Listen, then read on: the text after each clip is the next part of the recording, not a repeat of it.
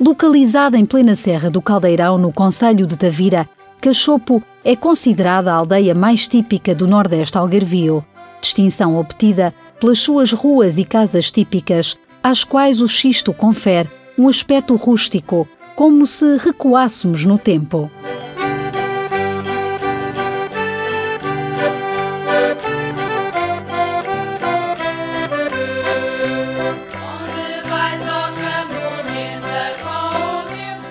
Esta sensação de recuar no tempo é especialmente intensa num passeio pela área envolvente de Cachopo, onde facilmente encontramos vestígios de ocupações pré-históricas, como as antas, que testemunham a presença humana nestas paragens desde há 6.000 anos.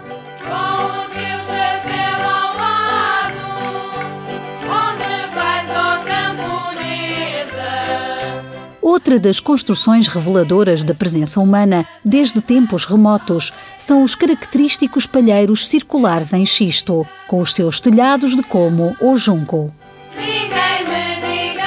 Toda esta envolvente e riqueza originaram o surgimento de particularidades gastronómicas próprias das zonas serranas. Portanto, o tipo de pratos é assim, o que eu conhecia nos meus pais e ainda avós. Portanto, as papas, isso era fundamental. Papas que nessa altura se comiam na ceifa de manhã, e essa vivência ainda foi minha. Quem já tinha água-mel, comia com água-mel. Quem não tinha, comia sem nada, não é? O jantar de grãos, com abóbora, com um bocadinho de toucinho, com um bocadinho de chouriço preto, isso era, lembro-me. E depois, de sobremesa, o que é que havia nessa altura? Eu lembro-me na casa do meu pai, a sobremesa que havia nessa altura era o pino. Em vez de hoje, que há fartura de melão, de fruta, todas as qualidades e fora da época e empestadas que fazem mal a nós, a gente comia ali, partia-se um pepino e deitava-se um bocado de sal, fazia-se assim ao comprido, e era o que a gente comia em cima do jantar de grãos. E aquilo parece que até ajudava a fazer a digestão. Depois, guisado de galo ou de galinha, por exemplo, quando alguém estava doente, é que se matava essa galinha para fazer a tal sopinha com o hortelã, umas sopinhas ali com o hortelã por cima, para as pessoas que estavam doentes. E guisado de galo era só por Natal.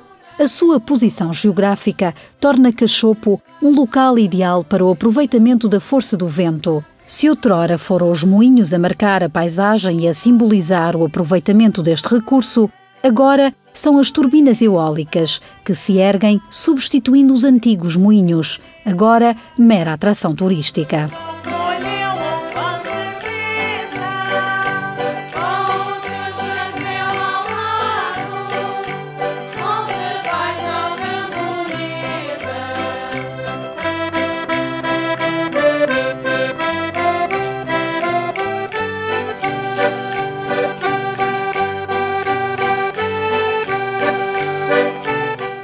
Mas nem todas as tradições têm sido substituídas. Algumas mantêm-se e são já muito raras de encontrar. Desde um ferreiro que tem a sua oficina como um dos atrativos, passando por outra menos comum, como o albardeiro, responsável por equipar os animais de carga com os quais ainda nos podemos cruzar nas ruas da aldeia.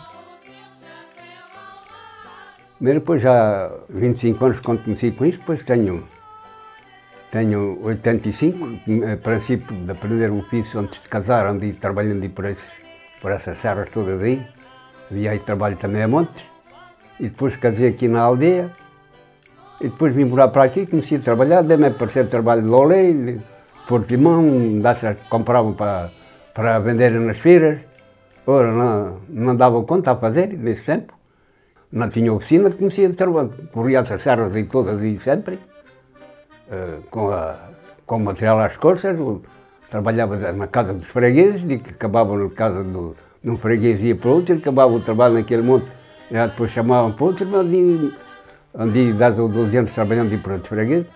Ora, pois isto começa, talha-se,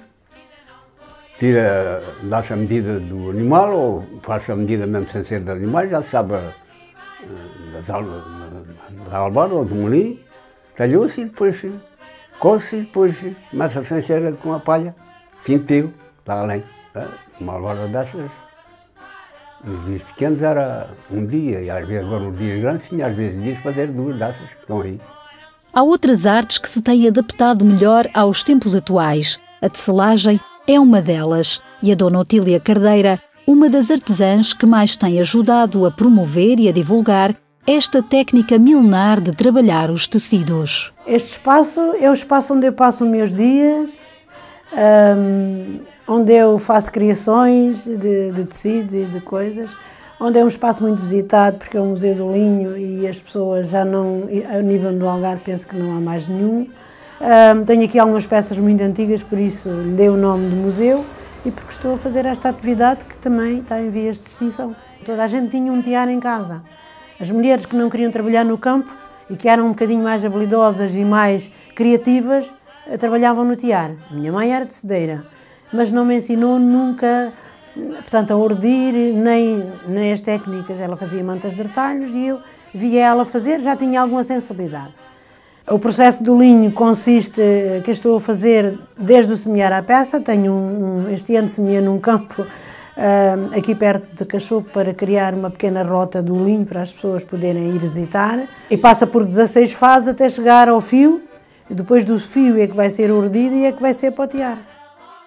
Todas as peças de antigamente fazia-se alfores, sacos de linho para levar ao moinho, lençóis de linho, mantas e assim. E nessas peças de vestuário eu posso fazer camisas para homem, calças para homem, posso fazer estes cascóis que estou a fazer em pura lã de ovelha, posso fazer em charpes.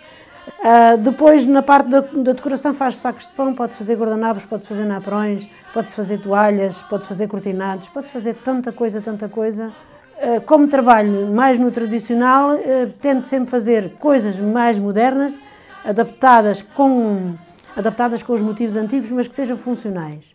Graças a Deus que há pessoas que reconhecem esse trabalho e cada vez penso que a tendência é reconhecê-lo mais e esperamos que sim, né? Num qualquer percurso pelas típicas ruas de Cachopo, facilmente nos deparamos com a sua imponente Igreja Matriz, datada de 1535 e restaurada em 2007. Apresenta um interior muito particular, com o seu teto em madeira e os arcos com acabamento em pedra ao longo da sua nave central. O padroeiro é Santo Estevão, que dá nome ao edifício.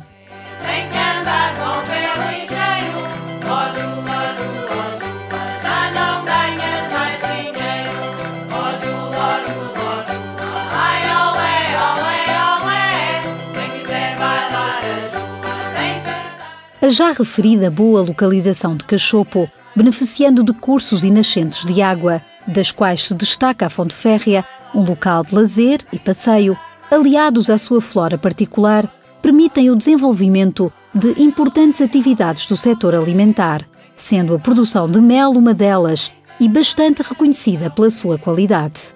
Se arranjar a primeira colmeia, pois ou pode-se encontrar um enxame, ou terá que se comprar a quem tem. Depois de ter a primeira colmeia, de pôr o primeiro enxame dentro de uma colmeia, uma caixa móvel, por exemplo, não é? Pois é ir desdobrá-la na altura que ela tem criações, que a abelha, a rainha põe criação, é fazer desdobramentos, daquela faz outra. E a gente programa aquilo, faz quando quer. E a outra que se põe no mato, pois pode lá pôr e nunca ir para lá enxame nenhum, como pode ir logo ao fim de um dia ou dois, como pode ir um enxame bom, como pode ir um enxame pequenino que não serve ao fim e ao cabo de nada. Bem, mais incerto.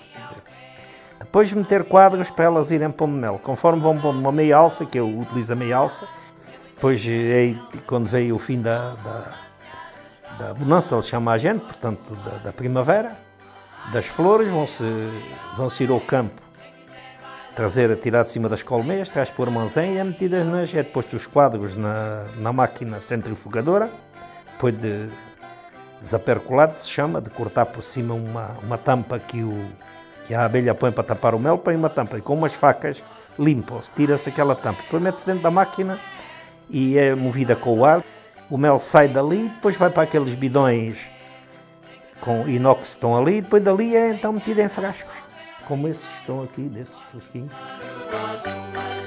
O mel com limão, o mel com leite, aquece dentro de um bocadinho, aquecia-se, ali no bico do fogão, e depois tomava-se aquilo bem quente. Para mim é uma receita muito boa para a gripe.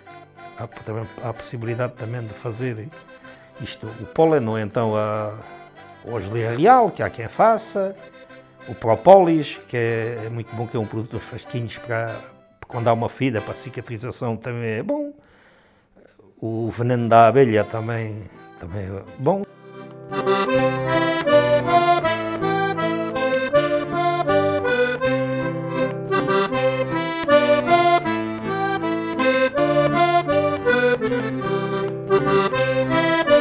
A Serra Algarvia é igualmente conhecida pela qualidade do seu medronho, um fruto especialmente cobiçado para a produção da famosa aguardente de medronho, que José Cavaco ainda produz segundo técnicas artesanais.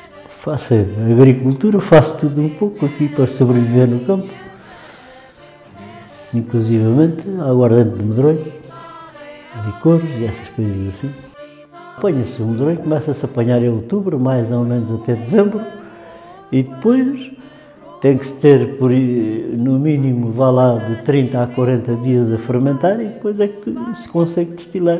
A destilação deita-se dentro do alambique, vai-se mexendo para ficar mais ou menos fluido, adiciona-se água e depois tapa-se. Depois de tapar, puxa-se o fogo, faz-se fogo por baixo, aquilo é fogo direto, e depois vai correndo lentamente até mais ou menos estiver completo. Ao tocador da viola e ao moças de... Pois as pessoas, a única coisa que bebiam aqui quando era o vinho e era o medronho, a cerveja veio depois e as outras coisas, mas era o vinho e o medronho.